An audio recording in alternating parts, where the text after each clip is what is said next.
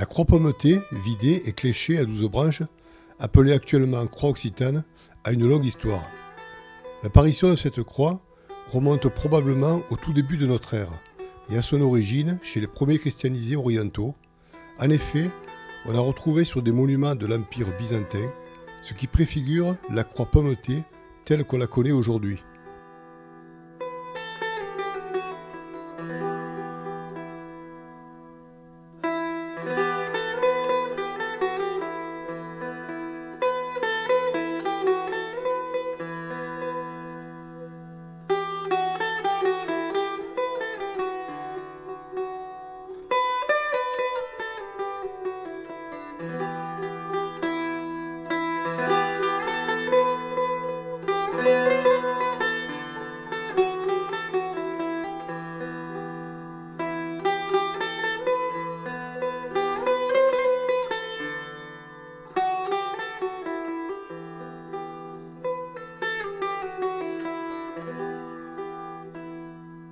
On a pu lire que l'origine de cette croix venait de la famille de Vénasque, et en particulier le motif qui orne la pierre tombale de Geoffroy de Vénasque, une croix cléchée dans l'abbaye de Sénanque. Ce tombeau abrite probablement la dépouille d'un Geoffroy, vassal de Raymond VII, alors que celui-ci était propriétaire de ces terres. Une soixantaine d'années plus tard, car la fondation de Sénanque est postérieure à la première croisade et date de 1148.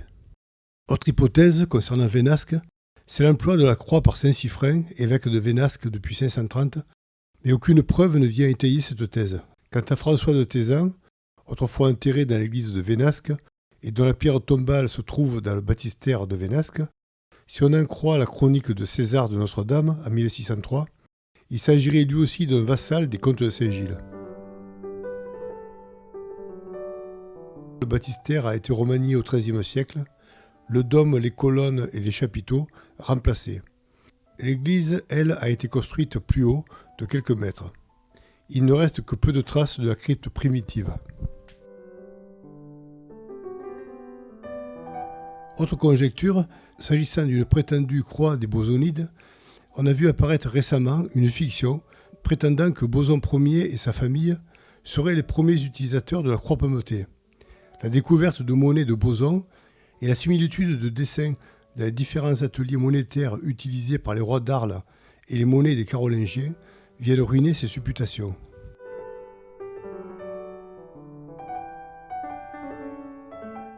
L'origine de cette croix provient plus probablement de cette enluminure du IXe siècle qui ornait le parchemin destiné à Basile Ier, empereur byzantin. Cette enluminure représente le songe de Constantin en 312. Dieu lui apparaît en lui montrant comment défaire son ennemi Maxence lors de la bataille du pont Milvius. Il semblerait que l'usage du sceau vienne de Mésopotamie, puis adopté par l'Empire byzantin et par les Romains qui l'utilisaient sous forme d'un sigillum, bague de scellement. L'usage en a ensuite été poursuivi par les papes romains.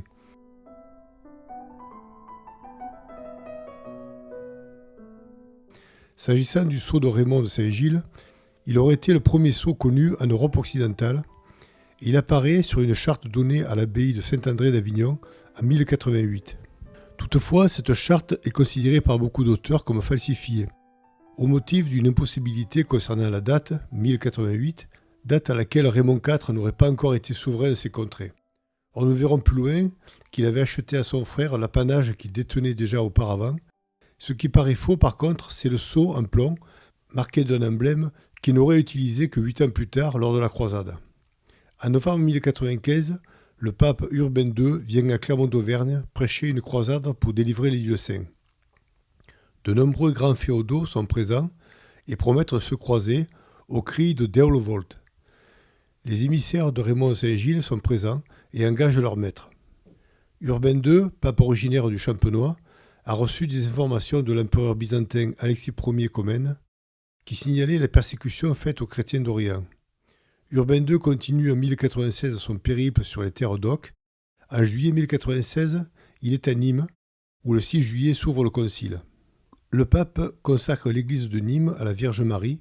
À cette occasion, Raymond de Saint-Gilles décide une donation en faveur de cette église Les travaux de la future cathédrale n'ont semble-t-il pas commencé, et Raymond promet d'en payer les travaux.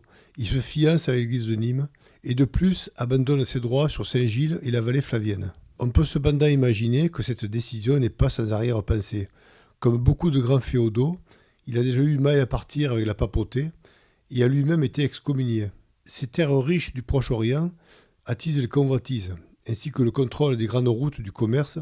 On verra plus tard la lutte âpre que se sont livrés les protagonistes pour le contrôle des villes et des régions, et en particulier avec Godefroy de Bouillon, duc de Lotharingie. Devant l'abbé Odilon et ses moines, il fait la déclaration suivante.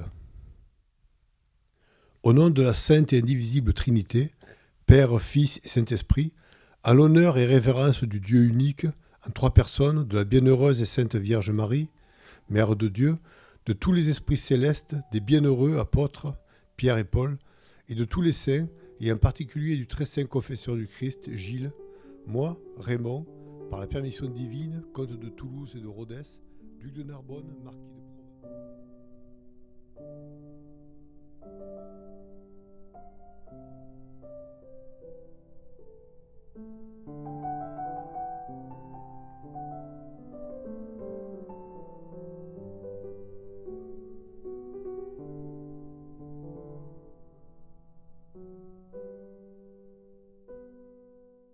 Qui était Raymond de Saint-Gilles, deuxième fils de Ponce, comte de Toulouse, et d'Almodis de la Marche.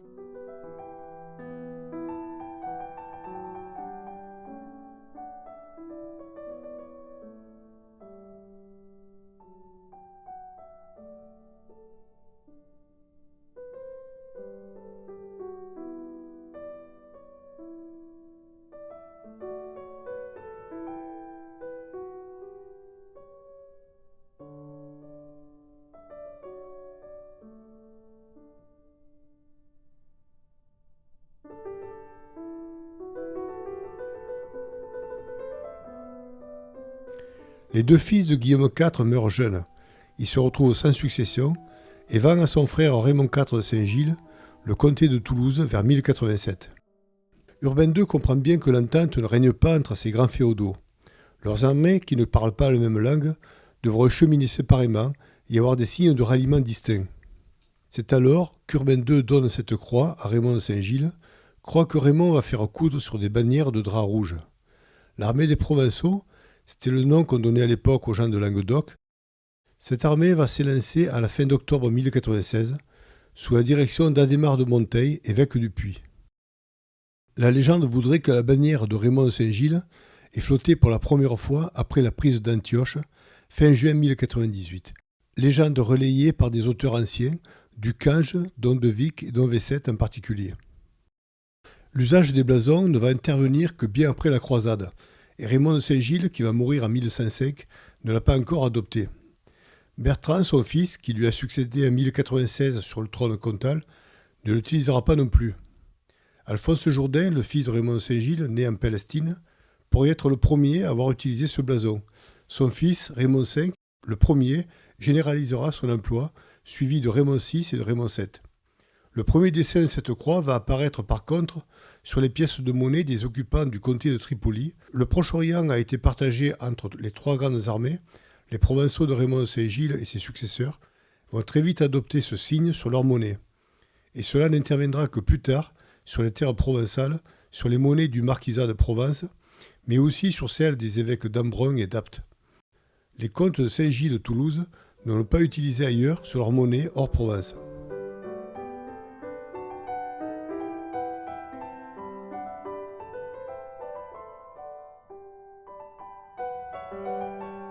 Une autre utilisation par les comtes, en fauconnerie, le blason apparaît sur une vervelle, petite médaille qui était attachée à la patte des rapaces qui chassaient.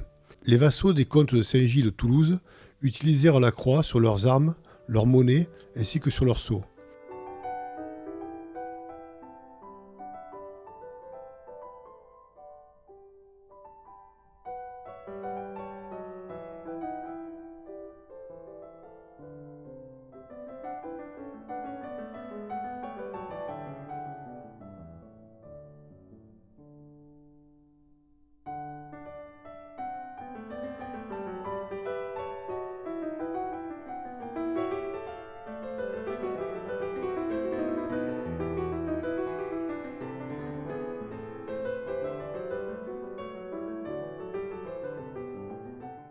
Cette croix fit son apparition dans la République de Pise, semble-t-il également au retour de la croisade.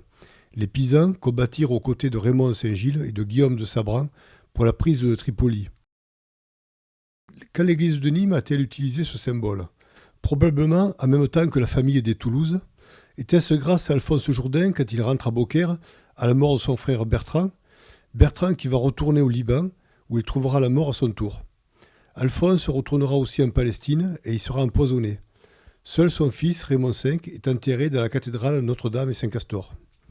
L'église ayant été plusieurs fois ruinée lors des guerres de religion, il ne subsiste pas de signe des donations comtales de cette époque. Les premiers documents montrent au XVIIe siècle l'adoption de cette croix par le chapitre de Nîmes. Puis la croix du chapitre est créée, elle ressemble étrangement à la croix cléchée.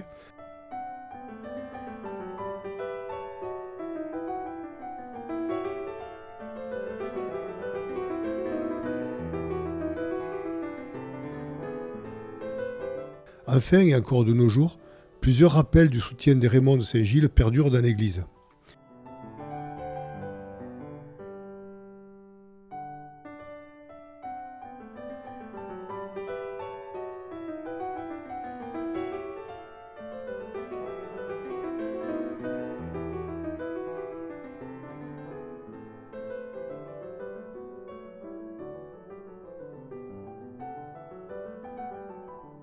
De nos jours, malgré les efforts continuels des gouvernements jacobins qui se succèdent depuis 1793 pour éradiquer toute trace contraire au grand roman d'unité nationale franque, ce signe est pour beaucoup d'Occitans une occasion de montrer leur appartenance à une culture nationale occitane.